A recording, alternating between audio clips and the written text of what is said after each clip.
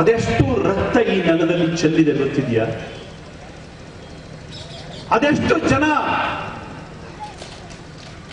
ಈ ದೇಶದ ವೀರಾಧಿ ವೀರರು, ಸಾಮಾನ್ಯರು, ಮಕ್ಕಳು, ಹೆಣ್ಮಕ್ಕಳು ಈ ದೇಶಕ್ಕೋಸ್ಕರ ಬಲಿಯಾಗಿರುವಂತ ಇತಿಹಾಸವನ್ನು ನಾವೇನಾದ್ರೂ ತೆಗೆದು ನೋಡಿದ್ರೆ ಕಣ್ಣಲ್ಲಿ ನೀರು ಬರುವುದಿಲ್ಲ ಕಣ್ರಿ, ಕಣ್ಣಲ್ಲಿ ರಕ್ತ ಬರಬೇಕು.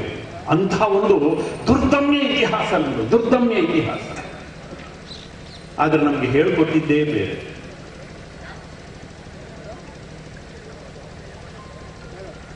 ಚಿಕ್ಕವರು ಇರ್ಬೇಕಾದ್ರೆ ಒಂದು ಸಣ್ಣ ಕಥೆಯನ್ನು ಕೇಳ್ತಿದ್ವಿ. ಒಂದು ಸಿಂಹದ ಮರಿ ಕುರಿ ಮಂದೆ ಒಳಗಡೆ ಸೇರ್ಕೊಂಡ್ಬಿಟ್ಟಿತ್ತಂತೆ.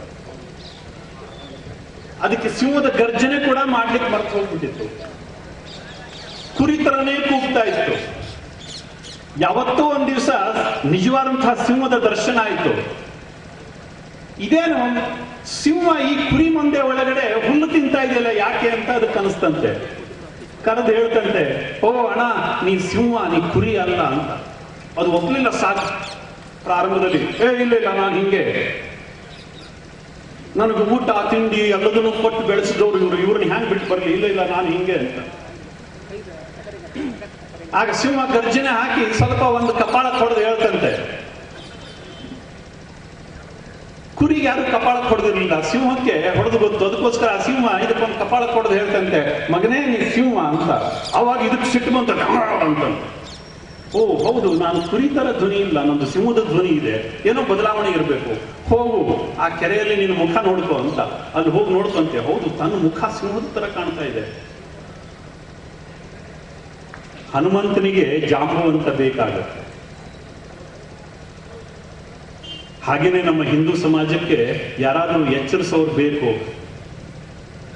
ಅಣ್ಣಂದ್ರೆ ನಿಮ್ಮ ಮೈನಲ್ಲಿ ಹರಿತಾ ಇರತಕ್ಕಂಥದ್ದು ಗುಲಾಮಿ ರಕ್ತ ಅಲ್ಲ, ಬದಲಾಗಿ ಶತಮಾನಗಳ ವೀರರ ರಕ್ತ ನಿಮ್ಮ ಮೈನಲ್ಲಿ ಹರಿತಾ ಇದೆ ಅಂತ ನೆನಪಿಸ್ತಕ್ಕಂಥವ್ರೊಬ್ರು ಬೇಕು ಈ ದೇಶಕ್ಕೆ. ಆಗ ಮಾತ್ರ ಆಂಜನೇಯ ಸಮುದ್ರವನ್ನು ಉಲ್ಲಂಘನೆ ಮಾಡ್ತಾನೆ. ದಯವಿಟ್ಟು ಬಂಧುಗಳೇ, ಜಗತ್ತು ನಮಗೋಸ್ಕರ ಇವತ್ತು ಕಾಯ್ತಾ ಇದೆ.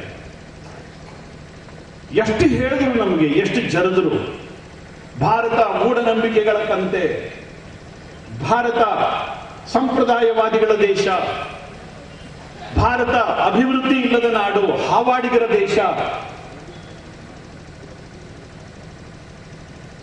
ನಾಸಾದವರು ನಕ್ಷತ್ರಗಳನ್ನ ಅಧ್ಯಯನ ಮಾಡೋಕ್ಕಿಂತ ಮುಂಚೆನೆ ಈ ದೇಶದಲ್ಲಿ ನಕ್ಷತ್ರಗಳ ದೂರವನ್ನು ಕೂಡ ಲೆಕ್ಕ ಮಾಡಿ ಹೇಳಿದ್ರು. ಸೂರ್ಯನಿಂದ ಚಂದ್ರನಿಗೆ, ಚಂದ್ರನಿಂದ ಭೂಮಿಗೆ ಇರ್ತಕ್ಕಂಥ ಅಂತರಗಳನ್ನ ಹೇಳಿದ್ರು, ಗ್ಯಾಲಾಕ್ಸಿಗಳ ಬಗ್ಗೆ ಹೇಳಿದ್ರು.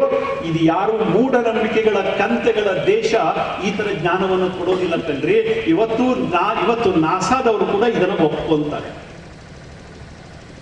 ನಾಸಾ ಶುರುವಾಗೋಕ್ಕಿಂತ ಮುಂಚೆನೆ ನಮ್ಮ ದೇಶದಲ್ಲಿ ಪಂಚಾಂಗವನ್ನ ಬರಿತಾ ಇದ್ರು.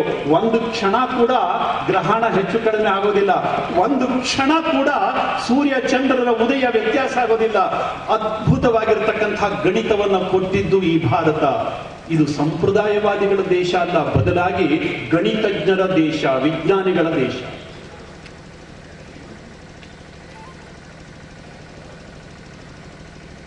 ವಿಮಾನವನ್ನ ಮೊಟ್ಟ ಮೊದಲು ಕಂಡು ಹಿಡಿದಿತ್ತು ಯಾರು? ಮೊಟ್ಟ ಮೊದಲು ವಿಮಾನವನ್ನು ಹಾರಿಸಿದ್ರು? ಇತಿಹಾಸದಲ್ಲಿ ಓದೋದು ರೈಟ್ ಬ್ರದರ್ಸ್ ಅವರು ವಿಮಾನವನ್ನ ಹಾರಿಸಿದ್ರು ಅಂತ.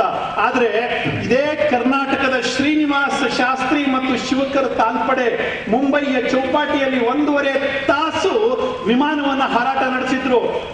ಸುಮಾರು 10 ವರ್ಷಗಳಿಗಿಂತಲೂ ಮುಂಚೆ. ರೈಟ್ ಸಹೋದರರು ವಿಮಾನವನ್ನು ಹಾರಿಸೋಕ್ಕಿಂತ 10 ವರ್ಷಗಳಿಗಿಂತ ಮುಂಚೆ ಮುಂಬೈನ ಚೌಪಾಟಿ ಬೀಚ್ ನಲ್ಲಿ ವಿಮಾನವನ್ನ 1.5 ತಾಸುಗಳ ಕಾಲ ಯಶಸ್ವಿಯಾಗಿ ಹಾರಾಟವನ್ನ ನಡೆಸಿದ್ರು ಶಿವಕರ್ ತಾಲ್ಪಡೆ. ಅಲ್ಲಿರ್ತಕ್ಕಂಥ ಜನ ಭಾರತ ಮಾತಾ ಕಿ ಜೈ ಅಂತ ಕೂಗ್ಲಿಕ್ಕೆ ಶುರು ಮಾಡಿದ್ರು. ಬ್ರಿಟಿಷರು ಗೋಲಿಬಾರ್ ಮಾಡಿದ್ರು. ಆ ಗೋಲಿಬಾರ್ ನಲ್ಲಿ ಶಿವಕರ್ ತಾಲ್ಪಡೆ ಅವರ ಹೆಂಡತಿ ಕೂಡ ಸಾವಿಗೀಡಾದ್ದು. ಅದೇ ದುಃಖದಲ್ಲಿ ಶಿವಕರ್ ತಾಲ್ಪಡೆ ಒಂದು ರೀತಿಯ ಮತಿ ಭ್ರಮಣೆ ಆಗಾಗ ಆಯ್ತು. ಅವರು ಬರೆದಿಟ್ಟಿರ್ತಕ್ಕಂಥ ಆ ಒಂದು ಅಧ್ಯಯನ ಪೂರ್ಣ ವರದಿಯನ್ನ ಇವತ್ತೂ ಕೂಡ ನಾವು ಬ್ರಿಟನ್ನಿನ ಲೈಬ್ರರಿಗಳಲ್ಲಿ ನೋಡಬಹುದು. ನಿರ್ಭೀತ, ನಿಷ್ಪಕ್ಷಪಾತ, ವಿಶ್ವಾಸಾರ್ಹ ಸುದ್ದಿಗಳಿಗೆ ಮತ್ತೊಂದು ಹೆಸರಾಗಿರುವ ನ್ಯೂಸ್ 18 ಕನ್ನಡ ಈಗ ಆಪ್ನಲ್ಲೂ ಲಭ್ಯವಿದೆ. ದಯವಿಟ್ಟು ಇಲ್ಲಿರುವ QR ಕೋಡ್ ಸ್ಕ್ಯಾನ್ ಮಾಡಿಕೊಂಡು ಆಪ್ ಡೌನ್ಲೋಡ್ ಮಾಡೋದಕ್ಕೆ ಮರಿಬೇಡಿ. ನಿಮ್ಮ ಬೆಂಬಲ ಹೀಗೆ ಸದಾ ನಮ್ಮೊಂದಿಗಿರಲಿ. ಧನ್ಯವಾದ.